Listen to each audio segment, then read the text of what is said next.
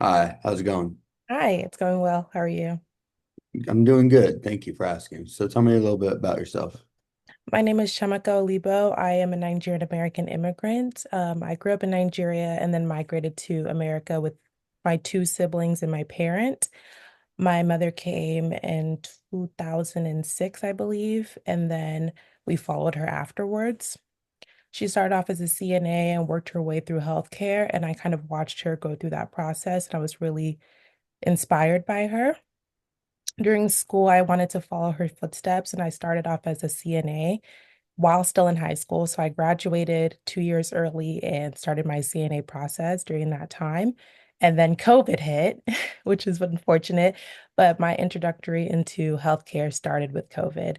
And I kind of just loved to learn and decided that that was my passion.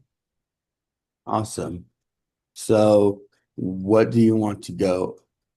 Why do you want to go into medicine and why do you want to be a PA? Why I want to go into medicine comes from my background. Growing up in Nigeria, I witnessed a lot of health disparities. I got to see what it was like personally to travel very far. I lived in a small village at the time. So during rounds for vaccinations and stuff like that, we would have to clear walk about 2 or 3 villages away just to get immunizations, and to see a local physician was very, very rare. And so coming to America and I live in Missouri, which is still a rural community, not as rural and not as isolated as Nigeria, of course, but still quite a bit of distance when it comes to health disparities as well. And here in America, I witnessed that and I felt that I could be a part of a change that will benefit society, especially for people who look like me and come from backgrounds like mine, where finding a physician or finding somebody to get something as simple as a vaccine was quite a struggle. And so, why I want to be a PA is because as I integrated into medicine and through my CNA process and just through my lived experiences, I really understood what it was like to value somebody that looks like you practicing medicine and being a support for you in the medical world. And that was something that was invaluable to me. I could not explain how it felt to go into a country where not a lot of people looked like me, coming from a country where everybody spoke the same language as me and looked exactly like me. And so being able to witness and experience a PA at the time who looked exactly like me was such an experience that I valued so much, and part of the reason why I wanted to be a PA. The other part was just learning as I grew up, the role of a PA, like the integration that they display, and as well as the interdisciplinary actions that they pursue, as well as the continued education model that they have. I think those are things that I personally want to have as a career and something that I also want to add in my practice. Awesome. If you couldn't go into PA school, what would you do?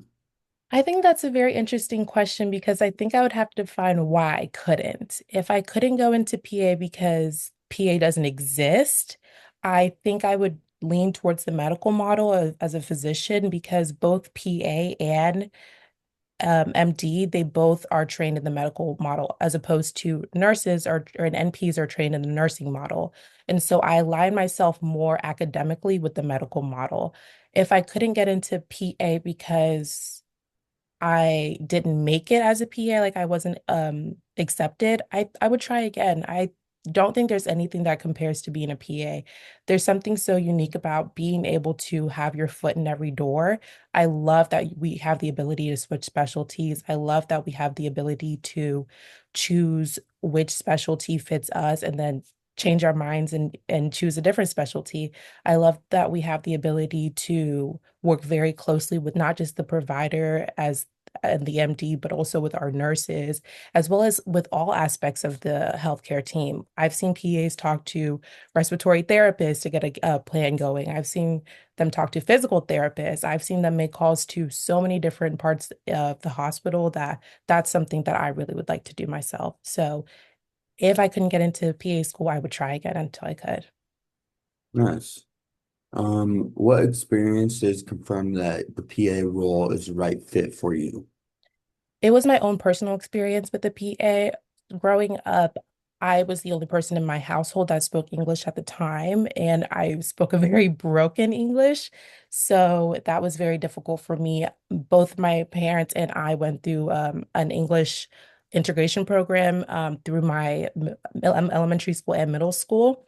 It involved a lot of speech therapy, and then my parents had a separate part where they did a combined program through a college. And so learning English was a little bit difficult for me. We spoke English in Nigeria, but it was pidgin English, and it wasn't as formal and as fast as the English that is spoken here in America. So having to navigate the healthcare system with healthcare jargon was a little bit difficult for both my parents and I because as we're learning English, not something that's taught regularly is medical jargon. So having a PA at the time that my father was going through his health scare was really important because that PA didn't just ask, "Oh, do you guys understand what I'm talking about?" He kind of explained it and also included pictures, which I thought was very, very interesting. He like wrote on the whiteboard, he had models that he showed us when he was explaining the situations that were going on with my father. And that visual aspect helped me to kind of connect the dots and understand and also explain to my parents and have my parents understand what was going on with my father. Nice. Why should we admit you to PA school?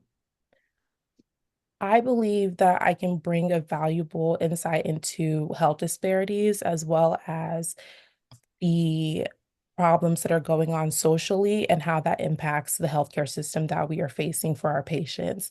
I think it's very important to have representation, and having a different background only adds to medicine and can only support the patients that we will be providing for and helping. I think it's so incredibly helpful to look up and see people that represent you, that speak the same language as you, that have similar backgrounds as you.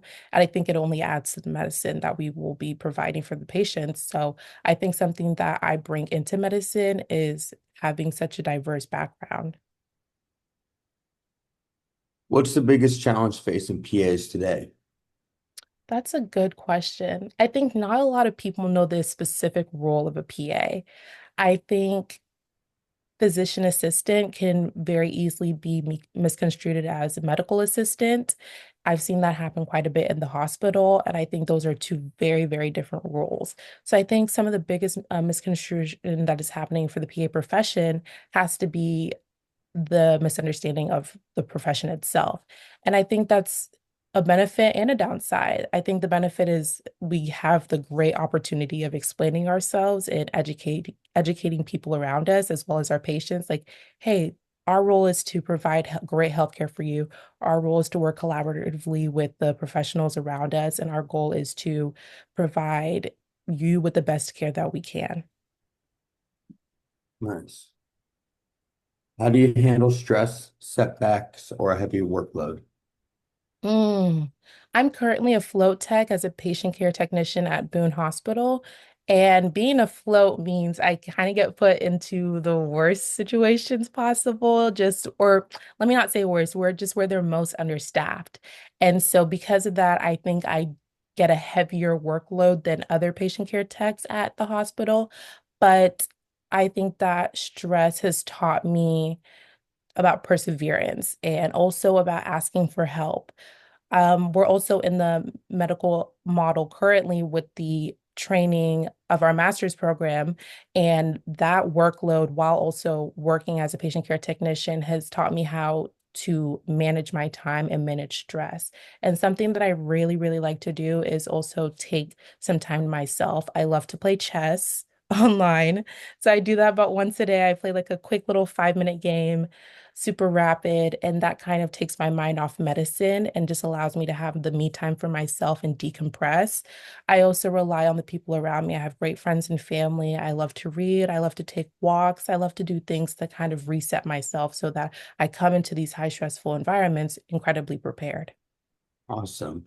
Well, that about wraps up our interview. Do you have any questions for me? Yes, what is something that you feel that ATSU does to very well prepare their providers for going into the real world? Something that we do, we are very patient oriented, meaning that we are very focused on the whole healthcare of the patient, not just the specific problem of it. So we look at the whole body instead of just a specific problem, because everything in the body is very connected. Thank Do you you. have any other questions? That was my only question. Thank All you. right, thank you. All right, do you want to switch it?